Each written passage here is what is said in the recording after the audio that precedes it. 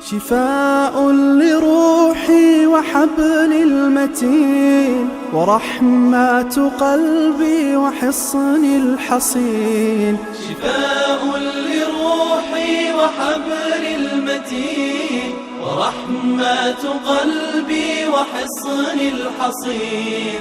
وأمن حياتي وخير الدليل إذا تهت يوما مع الحائرين. فقرآننا هدينا والحبور وبشر يسلي الفؤاد الحزين. وفي الليل عند احتلاك الظلام سيبزغ منه الضياء. أعوذ بالله من الشيطان الرجيم. بسم الله الرحمن الرحيم. الحمد لله والصلاة والسلام على رسول الله وعلى آله وصحبه ومن والاه. أما بعد. Qarindoshlar, biz bugun Sura Baqaraning 178 oyatiga keldik. Allah subhanahu va taala mu'minlarga xitob qilib shuni da'vatidi. Ya ayyuhallazina amanu kutiba alaykumul qisasu fil qatl al-hurr bil-hurr wal-'abdu bil-'abdi wal-untha bil-untha faman ufiya lahu min akhihi shay'un fattiba'un bil-ma'ruf wa ada'un ilayhi bi ihsan. ذلك تخفيف من ربكم ورحمة فمن اعتدى بعد ذلك فله عذاب أليم. Oyatning tafsiriga kirishdan ilgari qisqacha bir tarjima qilsak, ey mu'minlar, sizlarga kishilar bir-birini o'ldirgan vaqtida qisos farz qilindi. Hurning badiliga, qulning badiliga, ayolning badiliga o'ldiriladi agar o'ldirilsa. Kim qerindishi tarafidan qisos afu qilinsa, masalan birisi birini o'ldiryapti, öldürülgüçi kişinin velileri bu katilden afu kıldı. Meylemde bu bir hatalık ötküzüp canını kırıptı. Biz bunun bedeliga can kırsak, yine bir can kırılgıdak.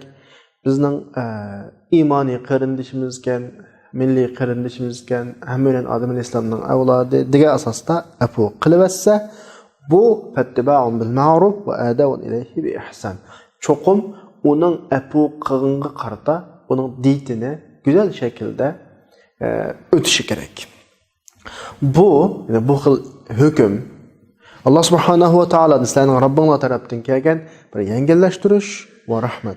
Kimki shuningdan keyin avval o'tib, ondan o'tib afu qilib o'tib, qarshi taraf uningga diyetni to'lab bo'lgandan keyin yana tajovuz qilib, ziyon zahmat yetkazsa, bununla Allah tarafından qattiq azap var degan şekilde kelgan insonlar o'tirishdiki o'z ara birisiga qarata tajovuz qilish, o'ldirish ahvollari qarata Allah subhanahu va taolaning tushirgan ahkam oyatlaridan birisi. Endi bizning diqqatimizni oyatning 5idagi ya ayyuhallazina amanu degan oyat tatidi. Ya'ni ey mu'minlar degan xitob tatidi. Ey mu'minlar degan xitob kelgan ya'ning har qanday yaning oxirisida bir hukm keladi. Bu nima deganlik desa, Alloh subhanahu va taolo bizga hurmat qilyapti bu yerda. Ya'ni nima deyapti? Men sizlarga zo'rlab bir hukmni bermayapman. Bir hukm bor keyinida, mush kitobning orqasida. Ustunlarga bir vazifa bor. Bu hukmni men sizlarga zo'rlab, irodanglarga xilof shaklda bermadim. Sizlar o'zinglar avval iymon aytdinglar.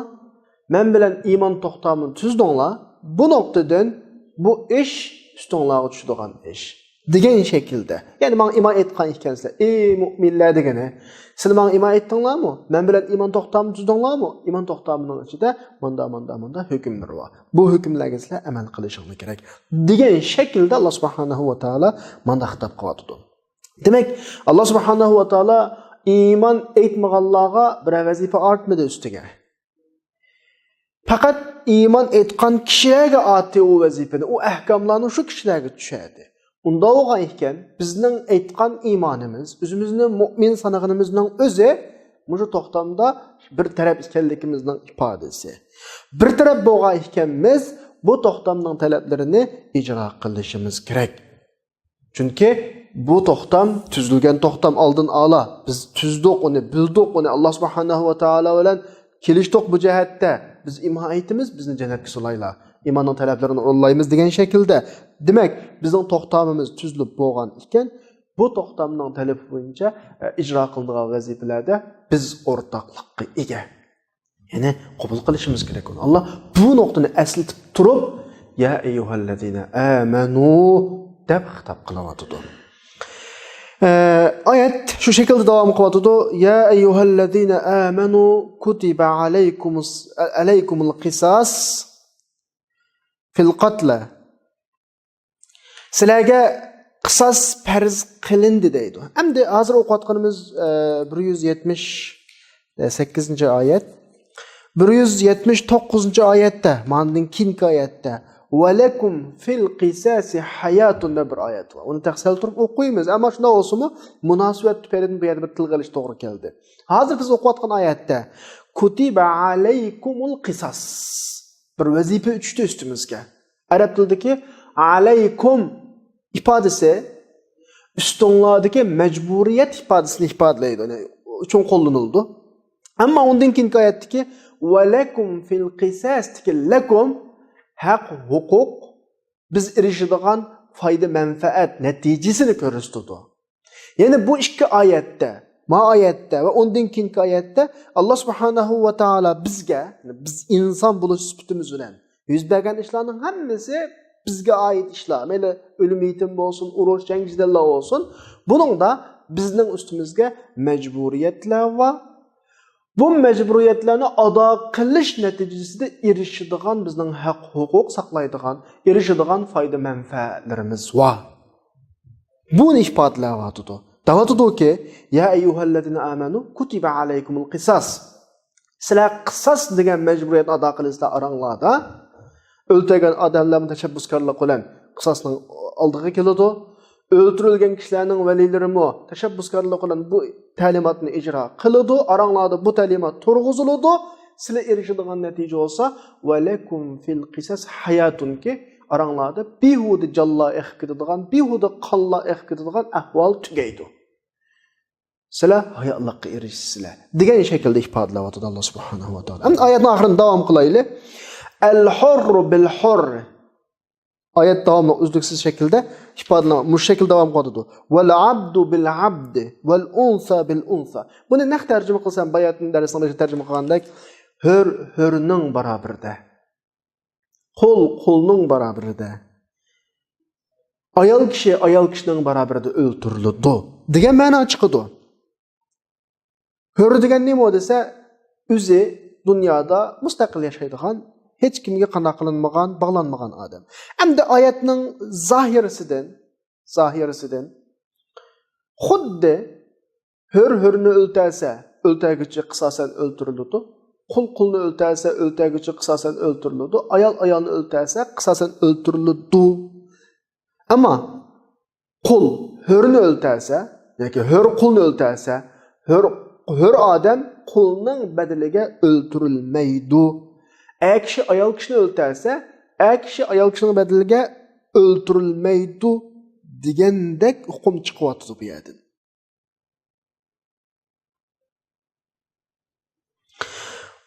Endi misherdan bir savol chiqdi, zadashdami? Kişi kişini öldürse, bu öldürülüdü qisosan. Ammo kişi ayol kişini öldürse, ayol kişinin bedeliga kişi öldürülmemdi. Hörni öldürse öldürüldü, kulni öldürse öldürüldü ama hör adam kulni öldürse kulning bedeliga hör adam öldürülmemdi. Degan bir savol chiqdi bu yerda.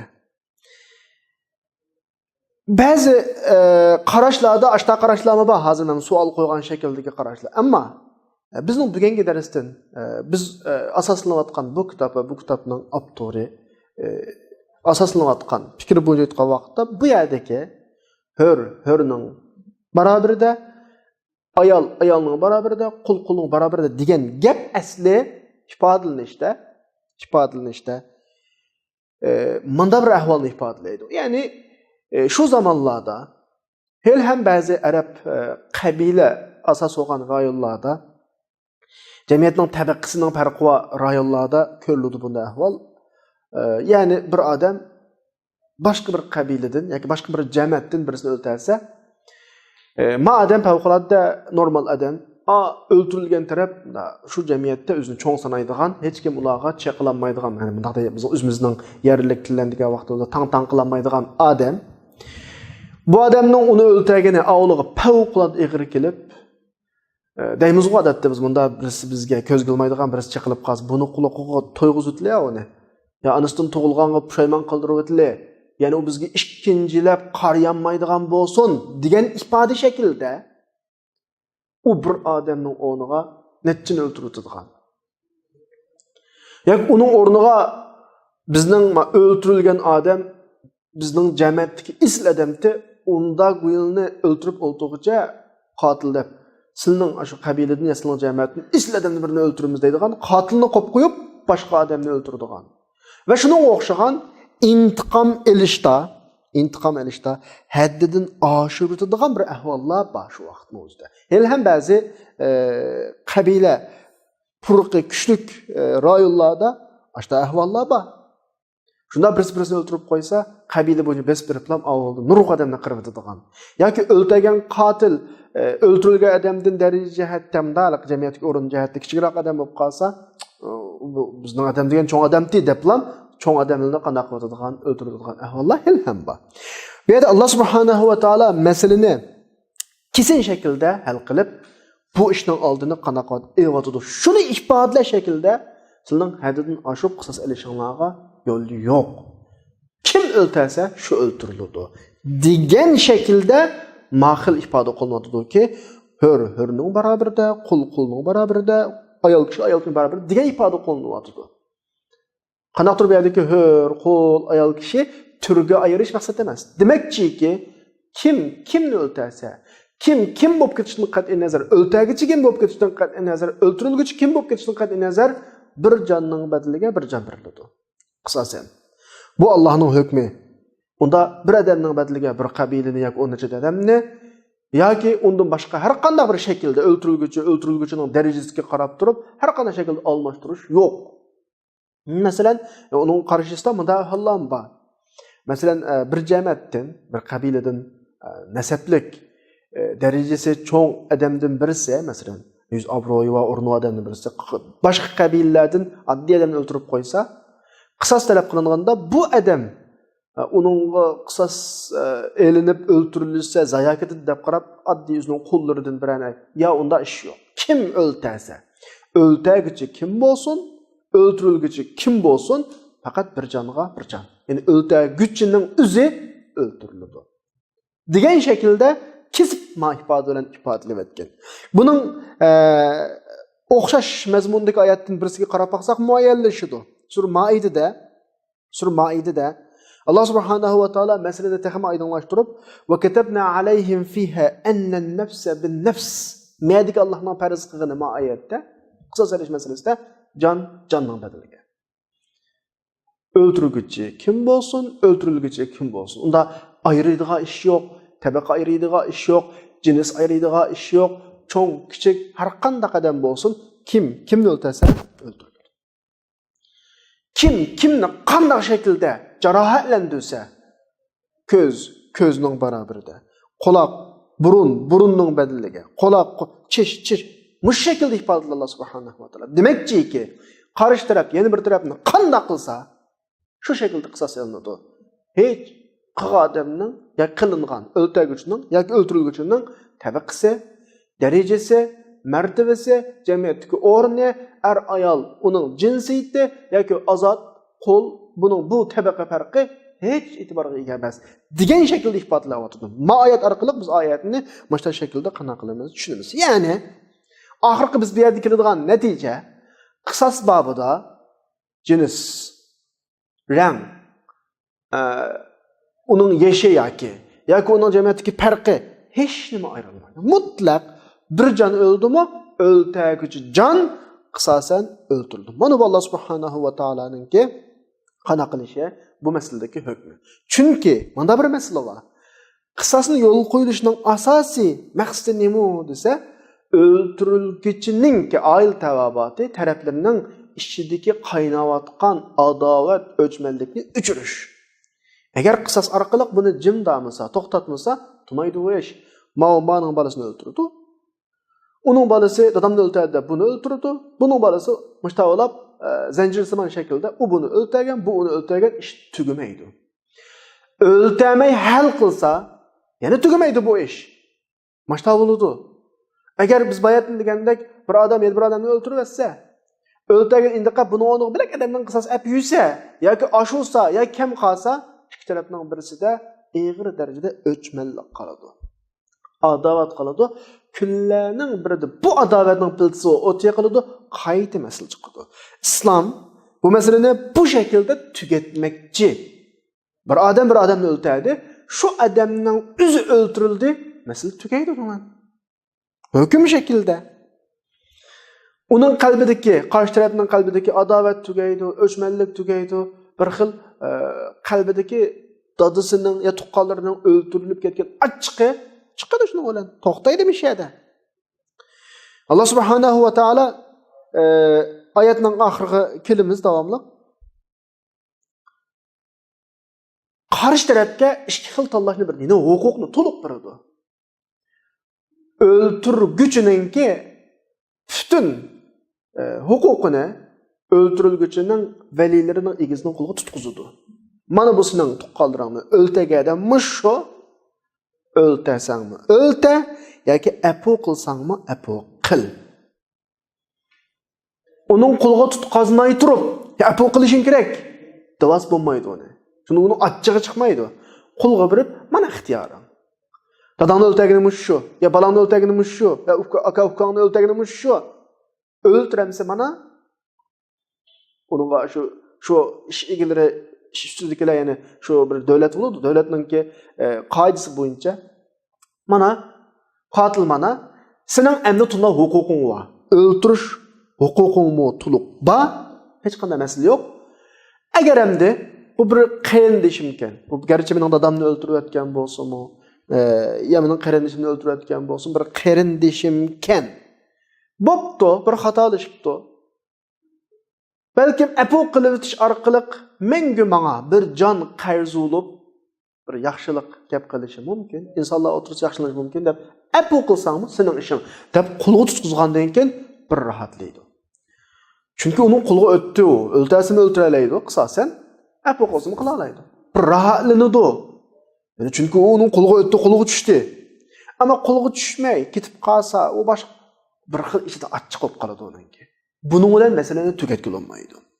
Shunga Allah subhanahu va taolo ashada qon egilarininki yurikidagi achchiqni, g'azabni pasiltish uchun nima deydi? Faman ufiya lahu min akhihi shay'un fattiba'u bil ma'ruf va adaw ilayhi bi ihsan. Qo'lga tutqazdini, o'ltasangmi o'lta, apu qilsangmi apu qil. Deb bo'liblar, qotilga qarab, amdi seni hozir o'ltirish imkoniyatigami ega, apu qilish imkoniyatigami ega. Seni asho qarindishim deb turib apu qilsa, sen darhol ustunga tushganni qil. Ya'ni qilish tegishlik ihson. Ustunga tushgan bir diyat deb bir gap bor. Diyatni go'zal ravishda uni ado qil.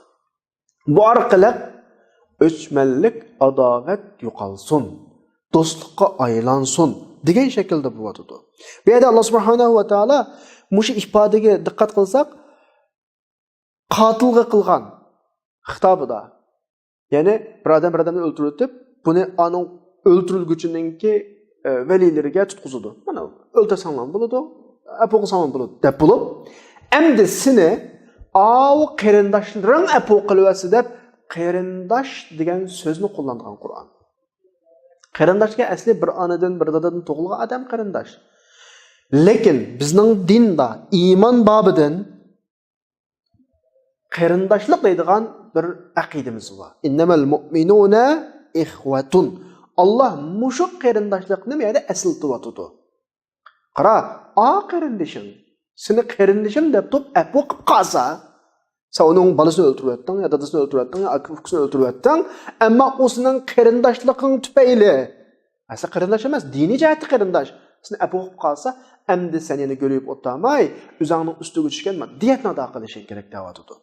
Şu qarindoshlik, diniy qarindoshlikni şu o'rinda alohida o'tirg'i chiqaryapti.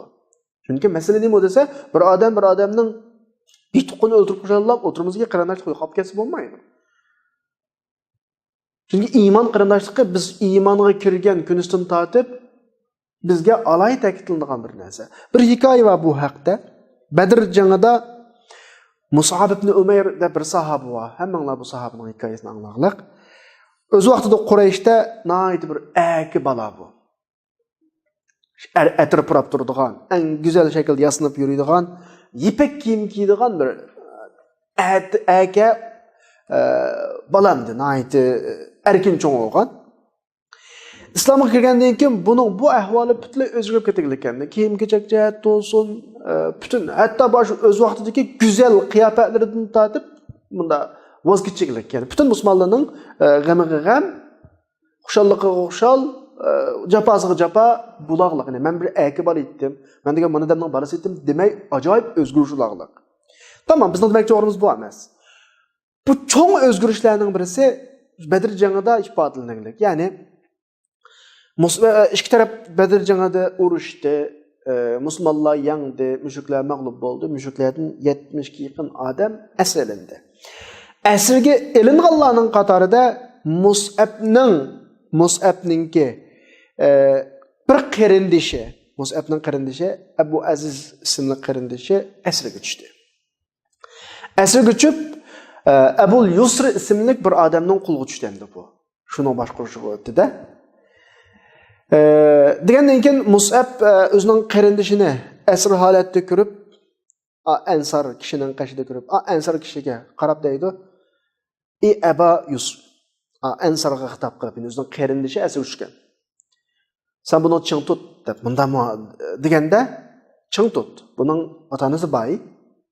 Sana jiq pul mol berib, buni qutqizdi" deb manda degan o'zining qarindishiga qarata Ansarga da'vat etdi.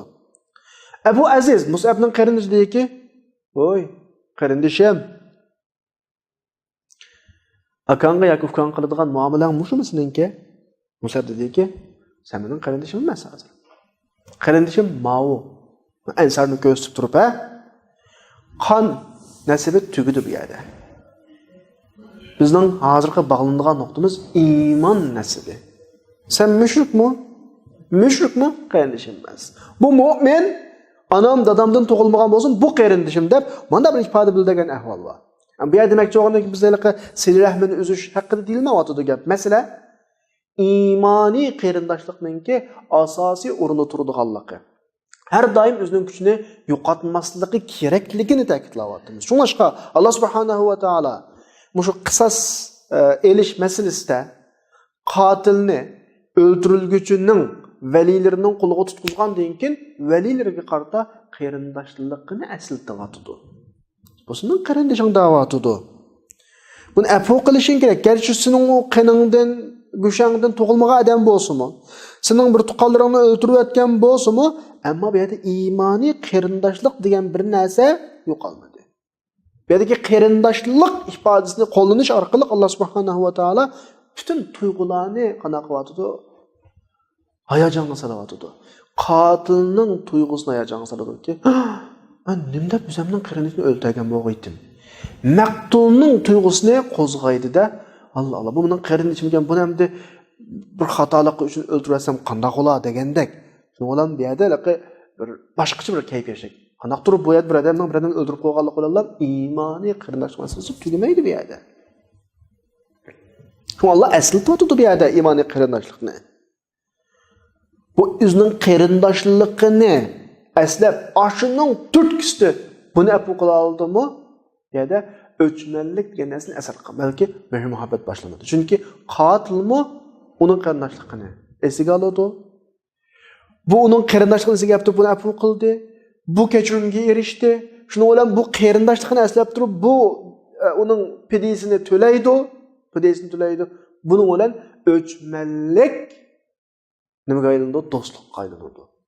Agar aks taqdirda nurg'un qon to'kilish ehtimoli bo'lgan bir vaziyat Bu arqılık nimaga aylandi? Do'stlikqa aylandi. Balkim nurg'un go'zalliklar o'tirg'i chiqishi mumkin.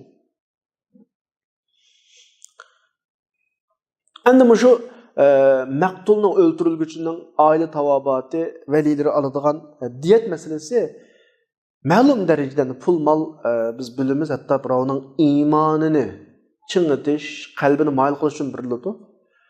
İnsonga ta'sir qiladigan narsa. Bu orqali qarshi tarafning o'g'usining qaynab qilishining oldini oladi. Birlari o'ltirilib ketdi. Bu afu qildi. Qarshi taraf buningga bu qilgan yaxshilikqa qarata yaxshilik qaytarish, ya'ni uning ko'nglini arom topqish uchun nurg'un pul mollarni to'ladi, masalan, necha million ketadi. Agar iqtisodiy yarvalsa, qanchalik ba'si bo'ladi? 100 ta atrofida masalan. Yarvamagan taqdirda o'zining kuchi yetgancha masalan ba'si bo'ladi. Bagandagi avlaning sal qalbi taskin topadi ma'lum darajada. O'g'isi qaynashqa shunda shayton vasvasa qilgan amallar, olgan pullar, mollar masalan. Bu pullar bilan uning turmushi ya bayashatroq bo'ldi, qiyinchiliklari tugudi. Bu aslab sal pasaydigan. Bu orqali masala hal bo'ladi. Shuningda qotil nihoyatda jiddiy shaklda qarab to'laydigan pidini, to'laydigan pulni vaqtida o'lcham bo'yicha, ya'ni bo'lsa qanchalik oshib tursa taxi yaxshi to'lish kerak. Ammo buning iqtisodiy sharoiti, buning tarafdorlarining iqtisodiy ahvoli bek yaxshi olmay qolgan ahvolida maqtul yana o'zining qarindoshligini apu qildim ya. Jonni apu qilgan yerda tamam deb uningga ma'lum muhlat turish kerak. Demak, ikkala taraf bu jihatda aktiv bo'lish kerak. Ya'ni har ikkala taraf qarshi tarafga nisbatan qarindoshlik ko'zi bilan, qarindoshlik mehri bilan muomala qilish kerak. Bu orqali masala tugaydiki, undan boshqa yo'l yo'q bu masalani tugatishga.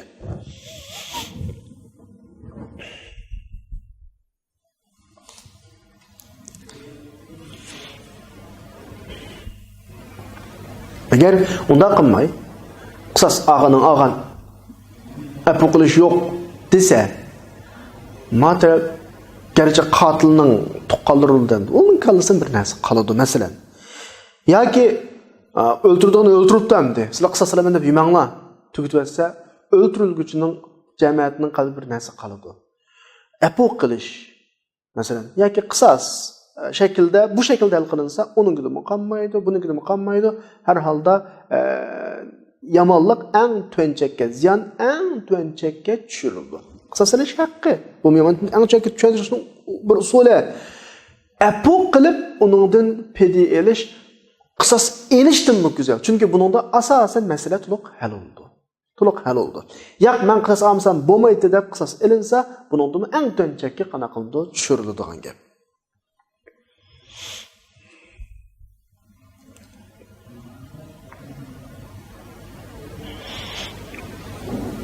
Asosliq bu jamiyatdagi zanjirsimon jangidarlarning asosiy sababi shu o'ltaguchi qarshi tarafning qo'liga tutqizilmaganlik sababi. Dedikki baya qotil maqtulning tuqqanlarining oldiga tashlanadi. Mana busini tuqqunini o'ltiribdi, qarindishini o'ltiribdi. Busini o'ltiramsa, apu rahalingan gap. Unda qilmay ularni yaqin yo'latmagandan keyin bu igi qig'ili bo'lmasa, ya'ni buniga igi bo'lmasa, achchiq ularning xuddi bir g'urur. Tuqqanlarining qisasini ololmagandek, ularning izzat sharifi depsan bo'lgandek. Ama qatil bo'lsa, mushiyat aktiv bo'lib o'zi uyga borsa. Men o'ltirdim, ya'ni o'ltirib soldim. Mana men oldin o'tiribdim. Alloh subhanahu va taolo qisasini farz qildi. Sizlardan qisas elanglar. Ya apu qilinglar, men sizlarga pedi tilayman. Degan shaklda xalqingni qilinglar desa, avlumi ma'lum darajada pastga tushadi. Ya qisas oladi, ish tugaydi, yoki apu qiladi. Texmi güzel natija o'tirg'ich. Chunki qo'lga keldi. Hozir uning hayoti mushuning qo'lining qulda hisobda. Ko'z oldida o'ltiralaydi. Bu mu ularga nisbatan bir g'urur qo'shadi g'ururiga. İzzatdagi izzat qo'shadi uni apu qilish. Hech kim bunda nima bo'lgan shaklda, mag'lub bo'lgan shaklda masalani tugatkisi yo'q hech kimningki. G'olib shaklda. Bu mu mardonlik bilan mana men, ishning egasi men. O'ltasanglar o'ltiringlar, apu qilinglar.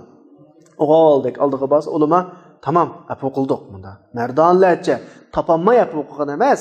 Hozir o'ltirish imkoniyati bor turib apu qilib o'zining g'ururini, mardonligini ifodalab mesele tugaydigan gap. Bu şekilde tugaydi yani. Qur'oni Karimda meseleni güzel şekilde tugutish haqida Sura Fussilatning 34 oyatida itfa billati hiya ahsan. Har qanday meseleni güzel şekilde tugutish kerak. En yaxshi natijadan tugutish kerak. Fa idallazi baynaka va baynahu adawa ka'annahu waliyyun hamim. O'tirangda shunda adovat va odam bilan xuddi do'stdek, yaqinlik masalani tugatdi. Bu dinning bizga ko'rsatgan masalani tugutish usuli. Agar qisos degan narsa yo'lga qo'yilmasa, dünya ormanlık kaynanadı. Küçükler acılarını yeydi. Bir qalayma qanchalik qiladi bu. Mesele bu.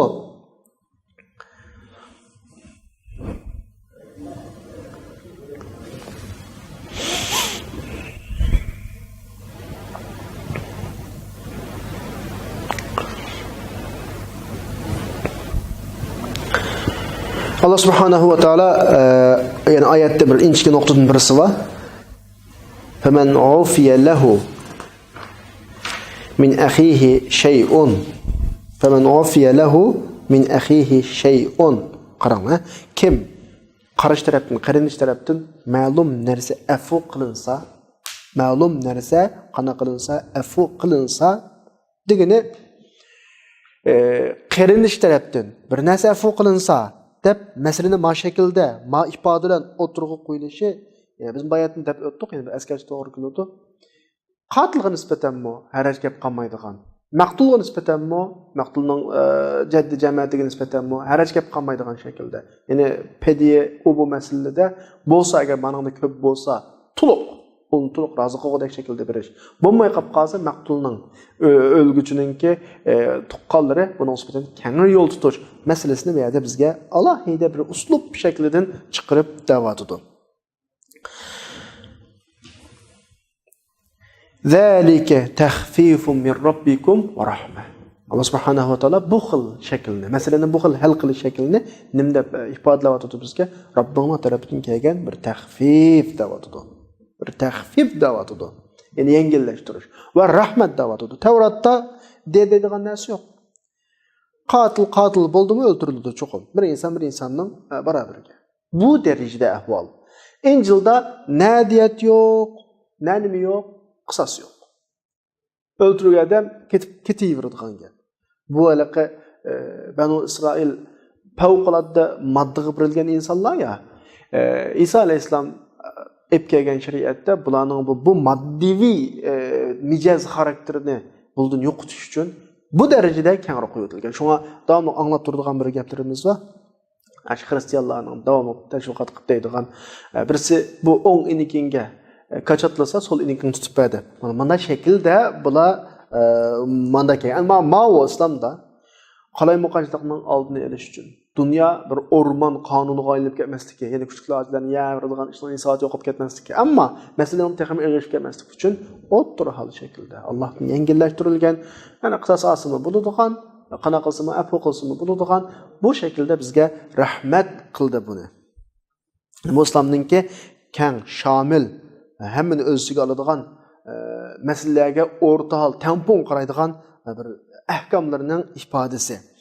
Oyatning oxirida فَمَنِ اَعْتَدَى بَعْدَ ذَلِكَ فَلَهُ عَذَابٌ أَلِيمٌ deyildi.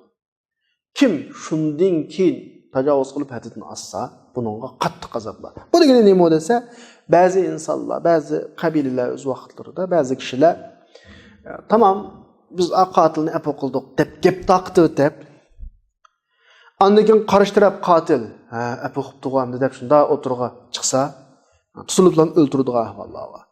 Apo qildik deb diyetlarni oladi, kelishidi, deyishidi, apo qilib pul demdi. O'tirchilarni o'tiradigan ahvollar. Bu diyet ba'dimi? Bu apo qildim dedimi? Xolos qatilda hech qanday haqqi qolmaydi. Haqqi tushdi uning, tugaydi uning haqqi. Haqqi tugab bo'lgandan keyin tajovuz qilganlik uchun buningga azabun alim, qattiq azob bor yani. Agar bir qatildan birini öldürülgen kişilerinki tuqqallari apo qildik deb e'lon qilib, uningdan diyetlarni ep bo'lgandan keyin u o'tirg'i chiqsa, uni o'ldirsa, bu o'ldiruvchi keskin shartsiz o'ldirildi. Buningdan diyetmi qabul qilinmaydi, yana birisi qabul qilinmaydi. Ma ikkinchi tajovuz qiluvchi keskin o'ltiriladigan gap. Dunyo azobi buningga beriladi, oxirat azobi buningga ham beriladi. Endi yuqorqi oyatda Alloh subhanahu va taolo qisosni bizga farz qilib qo'ygandan keyin undan keyingi 179-oyatda qisosning bizga beradigan amaliy natijasini bizga deb beryapti. Davotida bayat mazraq qisirib o'tdik. Va lakum fil qisas hayatun ya ulil albab la'allakum tattaqun. Qisas nima uchun yo'l qo'yiladi? Chunki ijtimoiy jamiyatda amillik, jon amilligi qisas orqali o'rtaga chiqadi. Oyatning o'zini tarjima qilsak, qisosda sizlarga hayotlik va deydi. Hayotlik. Qisas yo'l qo'yilganda sizlar jeninglarninki bexatarligiga erishsizlar deyapti. Bayat mazraq qistirib o'tdik ilgirki oyatda ya ayyuhallazina amanu kutiba alaykum.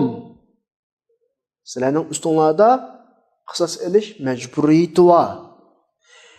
Va lakum fil qisas hayatun. Sizlarning bundan oladigan natijanglar jamiyatda jon amilligi, jon bexatarligi bu shaklda keldi. Ya'ni bu yerda bu hukm mayt inchik shaklda kelganki majburiyat va haq huquq. Hech qanday majburiyat ustiga olmaytib, hech kimning haq huquqi qo'g'dalmaydi. Hech kimning haq huquq olmaytib, majburiyat ustiga olmaydi. Cho'qim majburiyat ustimizga olamiz, haq huquqimiz qanday qilinadi, qo'g'daladi. Biz bir mu'min bo'lishimiz bilan jamiyatda o'zimizning haq huquqini kafolatlik qilamiz ekanmiz, majburiyatni ado qilamiz. Mana bu mutlaq adolatning ifodasi. Biz o'zimizning jinidan xotirjam, atrofimizdagilarning hayotidan xotirjam yashaymiz ekanmiz, qisas degan bir tuzum o'tirg'i qo'yilishi kerak. Chunki bu hukmni o'tirg'i qo'yuvchi Alloh subhanahu va taolo butun insonlarning nimasi Robbi. Diqqat qilinglar. Butun insonlarning Robbi. İnsanlardan hech kim, mu'minlardan hech kim Allohga hech kimdan aziz emas. Hammadan Allohning oldida o'xshash, Allohning bandasi hammasi. Ma adam Allohga yaqin, odam yiroq emas.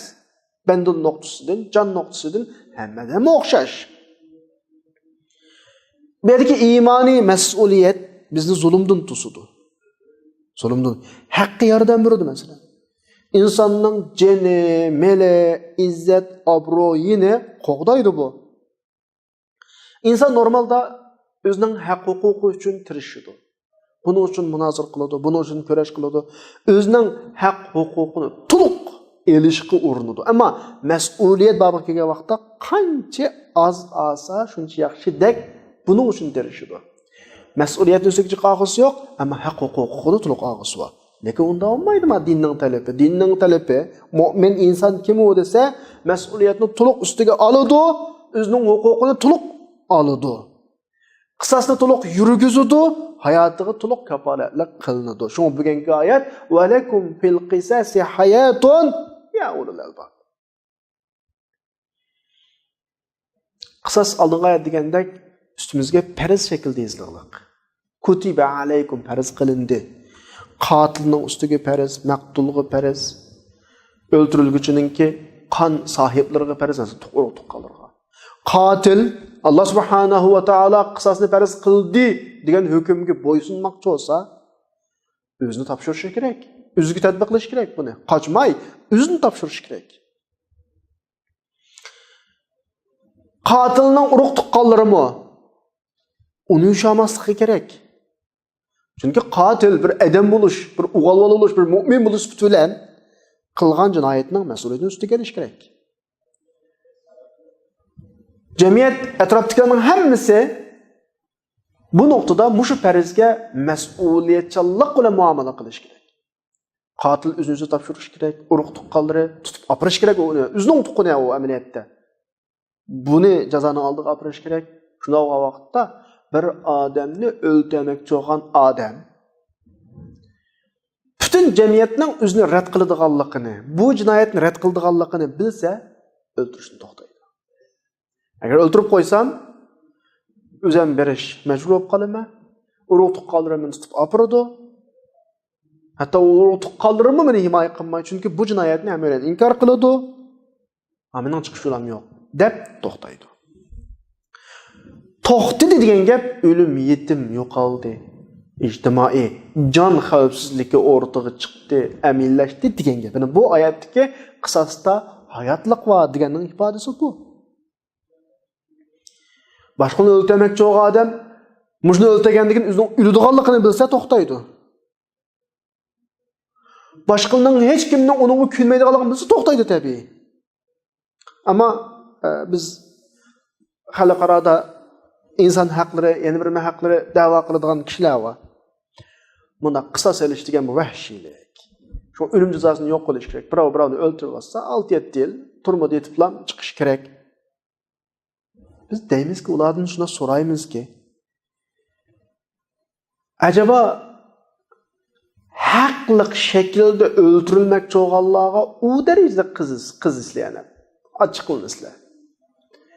Haqliq, yani haqsiz shaklda o'lib ketgan, begunoh o'lib ketgan o odam uchun nima deysanda bo'lsa? Biz so'raymiz bu savolni. So'rash haqqimiz bor. Bular o'lim jazosi bo'lmasligi kerak deb o'rtaga chiqqan bu insonlardan so'raymizki, biz bu odamni jinoyati uchun o'ldiryapmiz. Boshqani o'ldirganlik uchun o'ldiryapmiz. Bir jinoyati bilan haqliq shaklda o'ldirilmoqchi bo'lganlarni qo'g'daysizlar, mudofaa qilasizlar, haqsiz o'ldirilganlarga nisbatan nima deysizlar deb so'raymiz bo'ladi.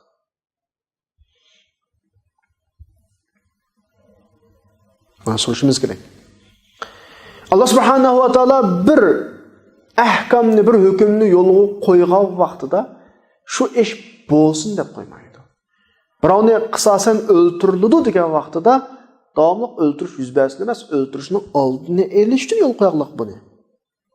Amaliyotda bizning qotilni o'ldirish orqali qisosni yurgizgunimizning o'zi butun jamiyatning hammasining orasida bir qotilning bo'lishini himoya qilganlik. Agar bu qotil to'xtamaydigan qotil bo'lsa, o'zining jinoyatini tunmaydigan qotil bo'lsa, ikkinchi qitim yana bir odamni o'ldirish ehtimoli bor. Biz jamiyatni bu odamdan qutqazgan bo'lamiz qisos olish orqali. Qalayman qanchaliqni qutqazgan bo'lamiz qarish tarafdan masalan. Shunda bo'lganda birov bir jinoyat o'tkazmoqchi bo'lsa, 1000 qitim hisoblab bo'lib, andan uni qadam bosib, nima shuni o'ldirsam, zot haqni o'tirdim. O'ylaydi buni avval. Agar unda qilmagan vaqtda nima bo'pti? O go'yilni o'ldirib 6-7 yil turmada yetib ham hal bo'ldi ishlar deb bu shaklda bo'ladi ishlar. Demak, qotildan qisos elish demak, boshqalarga ibrat qilish demak. Jamiyatning boshqa a'zolarining hayotini qo'g'dash demak u. Shunga oyat nimdavotida Alloh subhanahu va taolo va lakum fil qisasi hayatun. Qisosda sizlarga hayotlik va davotida. Bu yerda Alloh subhanahu va taoloning bu so'zi bizga bunda yolg'on kuyinish, saxta insonparvarlik, ahmoqlarcha mehribonlikdan eskartadi bizni. Bu saxtalik, bu yolg'onchilik bu. İnsanın haqqını qo'g'daymiz, voy andaq mundaq o'lim jazosi degan u vahshiylik deganlar, ama jamiyatni o'tga itdamak jamiyatda.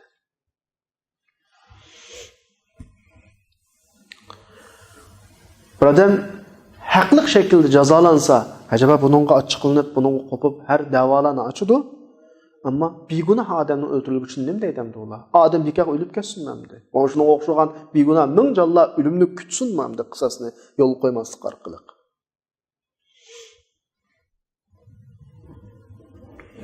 Demek, bir adamni o'ldirdim, men o'lma.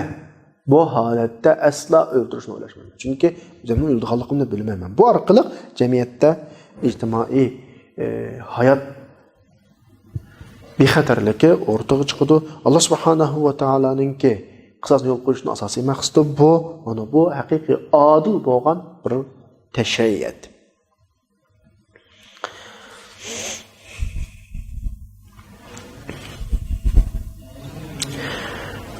Çünkü dünyanın kanuniyeti şu, qarindoshlar.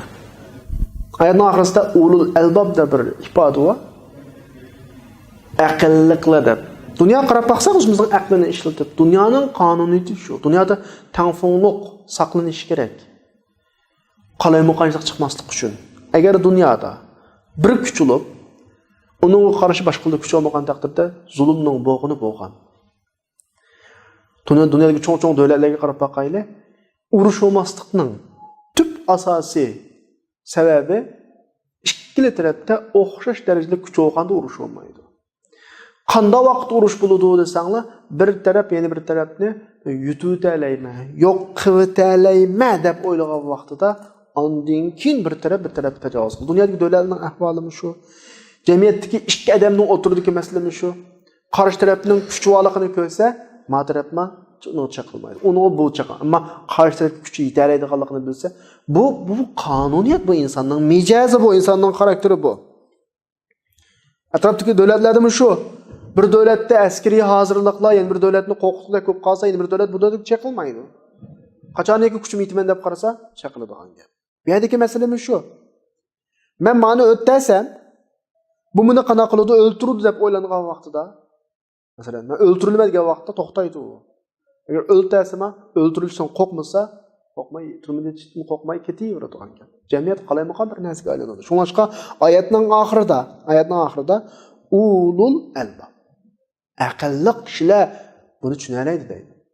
Ibrat va davatudu. Masalan, bu jazolarning hammasi amaliyotda birovdan intiqom olib olish. Ya bunda maqsad masala jamiyatning amalligini tuzash. Masalan, zinoxorga berilgan jazodami Sura Nurninki 2-oyatiga qarab baqsaqmi, az-zaniyatu vaz-zani fajlidu kullu wahidin minhum 100 jalda. Zinoxorni 100 urunglar deb bo'lib, oyatning oxirida nima deydi? Wal yashhad azabahuma ta'ifatun minhum. Haq ko'rsin deyotdi uni. Masala uni bir to'qmoqlab olish emas, urilish emas, hech qanday foyda yo'q bizga. Masala boshqalarga nisbatan voy, mana shuni qilib qolsak, yeydiganimiz ma jazo kelya deb qanday qilish, uni to'xtatish. Balki bu 100 to'qmoqda yetkudek jazolanmas, ammo boshqalarning ko'zida men bunda eski ishni qilib qolsam, bunda ig'ir jazolanadi emasmanmi? Deydigan bir xil qo'rqinch paydo bo'ladi. Bu orqali eski ishni yana. Demak, islomningki har bir had hududni yo'l qo'yishning sababi o ishni yo'q qilish. Shu bu masalada Alloh subhanahu va taolaning had hududlari bu, ahkomlari bu. Kishilarning haq huquqiga tajovuz qilgan kishi, jur'at qilgan kishi Allohning haq huquqiga tajovuz qiladi. Iymonning taqozosi Allohni rozi qilish, kishilarni rozi qilish emas. Biz boshqa jazoldi degan bir ochiqimizni chiqarib ko'ngil ochilish emas. Faqat Alloh subhanahu va taolaning ta'limotini uyg'unlash, tatbiqlash yuzidan qilamiz buni. Va bu orqali shu xildagi jinoyatlarning qayta takror yuz berishining oldini olish uchun qilamiz. İnsanlar jamiyatidagi tangpungliqni qanday qilish uchun saqlash uchun qilamiz. Mana bu Alloh subhanahu va taolaning ahkomlarini qo'yishdagi hikmati shu. Shuning bilan bugungi dersimiz oxirlashdi. Bugungi darsda biz o'ltirilganlarningki ahkomlari haqida so'zladik. Uni munosabatlik. Endi kelajak soatlik darsda inshaalloh normal o'z ajli bilan o'lganlarningki munosabatlik iqtisodiy haq huquqlari va undan boshqa ahkomlar so'zlanadi inshaalloh. Ve ahru da'vana alhamdulillahi rabbil alamin.